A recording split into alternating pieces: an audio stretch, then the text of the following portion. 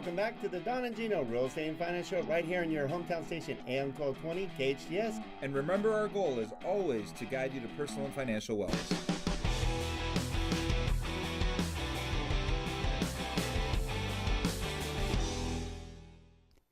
Super excited to have you join us on the Don and Gino Real Estate and Finance Show. For over 8 years, we've been guiding you to personal and financial wellness and interviewing with the best of the best. We're talking community leaders, professional leaders, business leaders, financial consultants, trust attorneys, college planners, you name it.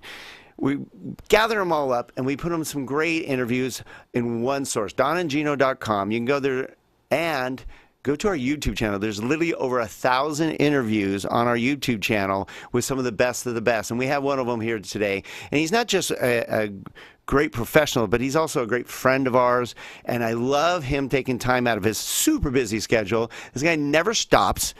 I don't even know how old you are, Bob, but you're going on like 32. You never stop. You take roles and go into a new role with the city.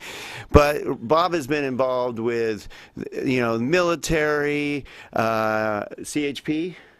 LAPD. I always get that backwards. That's all right. LAPD. He's been multi-time mayor, councilman for our city here in Santa Clarita.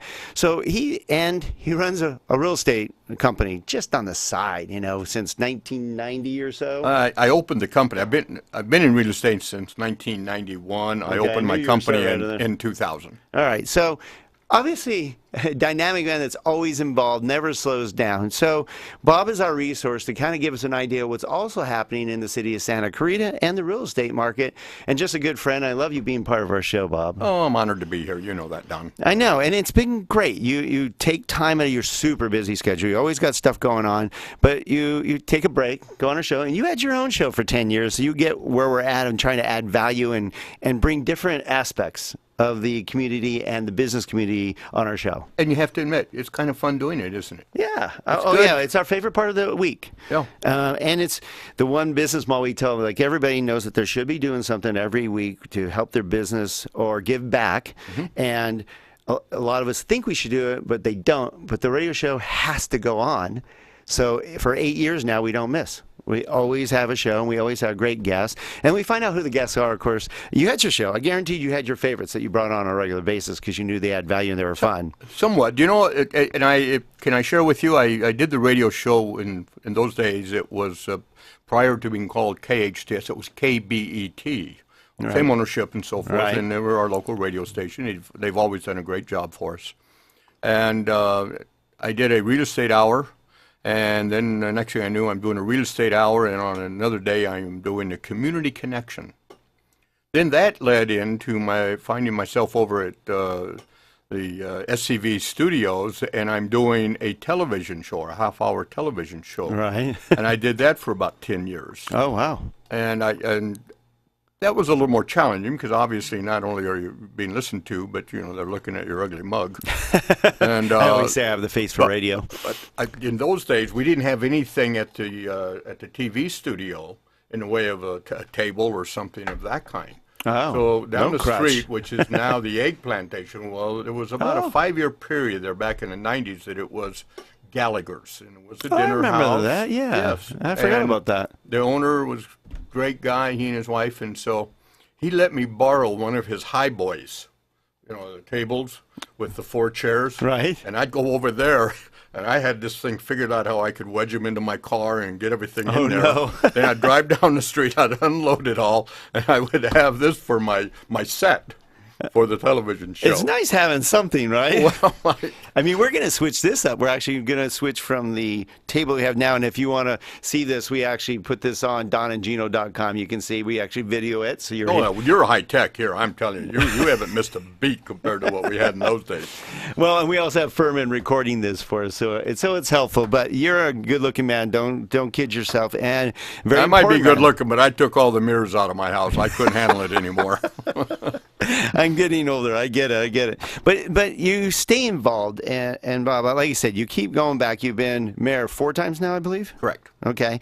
So I like looking at, and you get involved too. You're not somebody who just sits back, because we've had people in various positions, whether it's in our community or in our nation where are they really adding value or are they just putting a button seat? You get involved and you tell us the truth. And we really like that. You always let us know what's really happening. The truth of the matter is, I have been involved. I admit that. But trust me, it's been to my delight.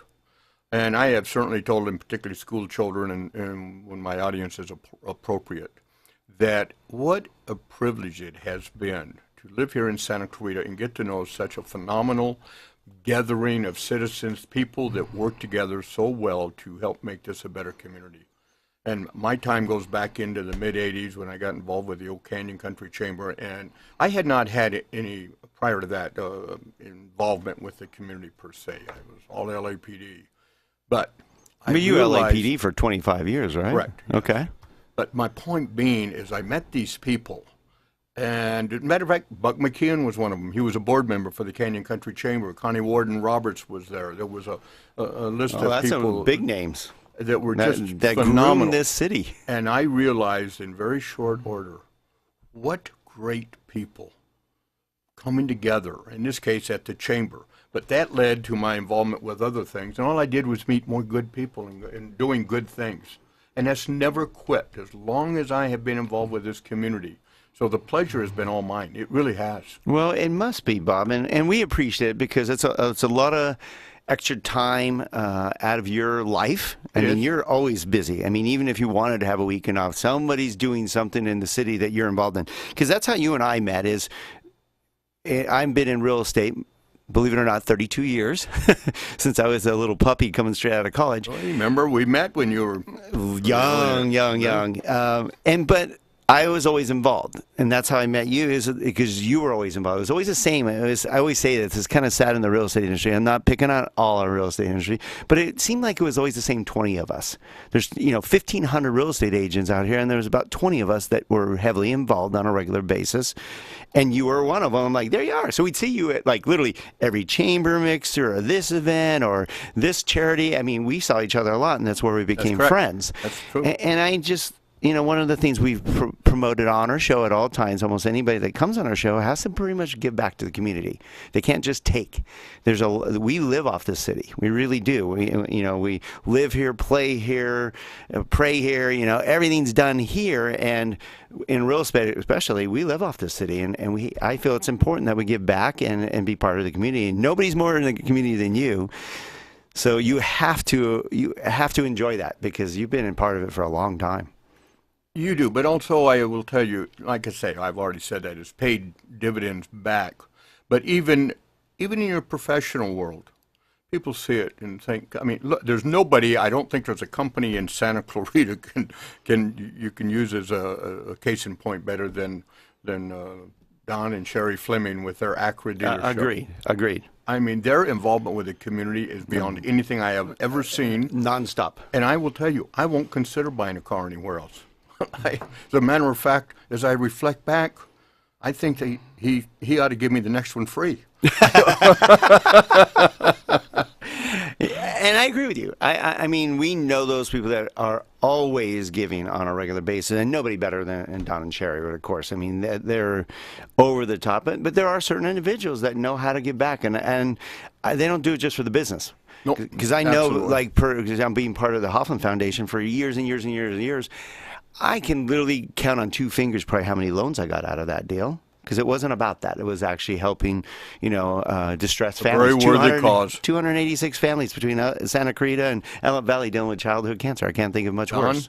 I was at Carl and Jerry Goldman's home in Sand Canyon. Oh, the original. That was the very first Michael Hoffman Foundation meeting, and Michael Hoffman was still alive at that time. You go way back to the beginning. I didn't start until it was at the Hogans. Oh, yeah. Because remember, these were at houses. Before they moved it to, Man Biomedical Park and other spots and hundreds of, but what a great cause. And I thank you for being part of all you do. And it's got to be satisfactory, too. And the only reason I can think is that you stay in it is that you do see progress. You and Buck McKeon's and these people you mentioned, you guys have seen a lot of progress, meaning stuff being done. If you were going to these events and you don't have put all your time and effort, don't see advancements, improvements, and something worthy coming out of your efforts, you wouldn't have done it. But obviously, you've seen a lot of improvements and a lot coming out of your efforts. Look at what we've done. I mean, this is what a great city. It is. We don't leave. I got to tell you this. I was at a ribbon cutting, I believe, I want to say, last Thursday morning, having to do with the widening of the Newhall Ranch Bridge in Valencia area, which is a new bicycle trail and so forth. And we had this, it didn't take but a few minutes, but a guy who had his bicycle there. And I looked at him and I thought, I've seen this guy before. And we get talking, come over, and he starts talking about, he's lived here for a number of years, and he said, I would not live anywhere else.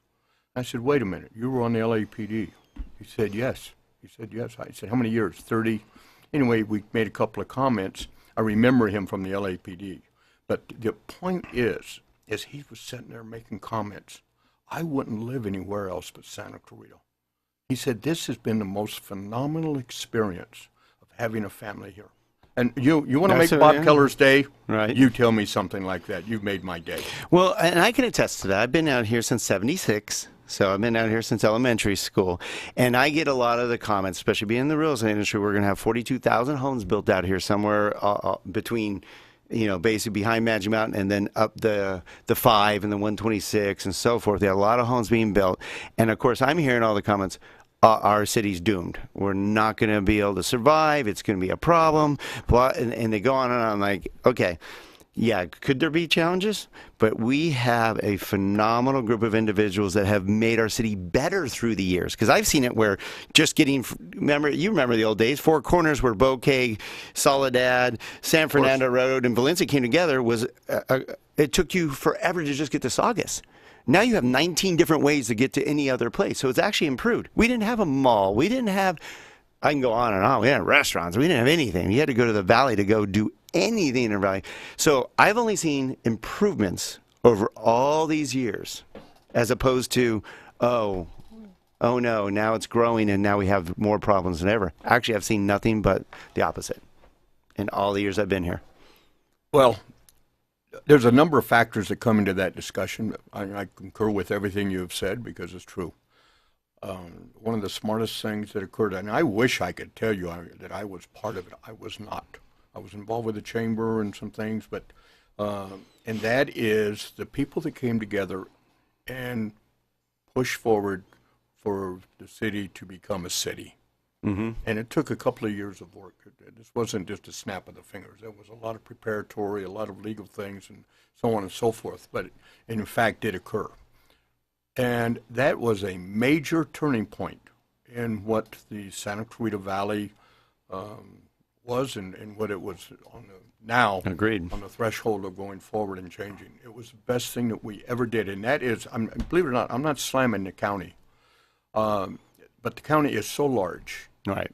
And we were a source of revenue for the county, but we were in very little receipt of any benefits from a community basis. When we became a city, we were able to capture those dollars and keep them here. And as we continued to move forward over the years, it just kept getting better and better and better to the point of what we've got today. And it is phenomenal. To those people, Don, if I may say, and I fully understand, and in many respects, I'm of the same thought process. How in the heck are we going to survive all of these housing units? And between Centennial, the one up there at 14 Home, and of course Newhall Ranch, with now these aren't built, and they open up tomorrow with 20,000 houses. That's not the case. That's a 10-year project. It's over. Yes. Just originally the Newhall Ranch was a 20-year project. Originally, we lost 10 years with the recession. There you go. But regardless, we're still short on housing, though. That's what people don't realize. Oh, we are. Way short on housing. But wait a minute, we're full up. Our roads, we've got enough traffic. We got this. We got this. And I don't mean this to be facetious, but I hear what you're saying. I'm not arguing with you. Yeah. I know we have some more traffic. I even know we've been able to build some new roads and alleviate some of it. The other side of the coin, may I ask you something? How many children do you have? Well, we have 5. And I understand your grandparents. So how many children do they have? Well, we have 12 grandchildren. Oh, that's very nice. Okay, so 2 people now have got, let's see, 12 and 5. 24 people involved now in this Isn't this community. math getting interesting? Right. And then let's talk about how many families we have in Santa Cruz. About how many in the county, how many in the state, how many in the nation. Go anywhere you want to go. We are growing and expanding like crazy. It's unbelievable what the population is doing. Right. For the first time in a dozen years, I drove to Las Vegas a couple of months ago, driving through Victorville. I haven't driven through there in quite some. Holy mackerel! Yeah. That used to be just a stop for gas. Exactly. Now it's a whole city. Now the gas station doesn't even exist. They've got a whole. That's a housing element. And going into Vegas now, it's housing before you get into downtown as soon as you, area there and so forth. So my point being, guys, this is what we've got today, and going forward, we have to do our best to mitigate, provide for, do all of the things to make society and our placement enjoyable. But don't blame your leaders that when a housing development goes in or something like that. These same people would be the ones in line, though, to go buy one of those new houses. Absolutely. All right, we're going to take a little break here. When we come back, we're going to talk about the real estate market here in Santa Cruz. Now that we kind of touched on all the new housing coming in, and also the health of the city and what's new here in Santa Cruz. When we come back to the Don and Gino Real Estate and Finance Show, we're here with multi-time mayor, Councilman Bob Kellar. We'll be right back.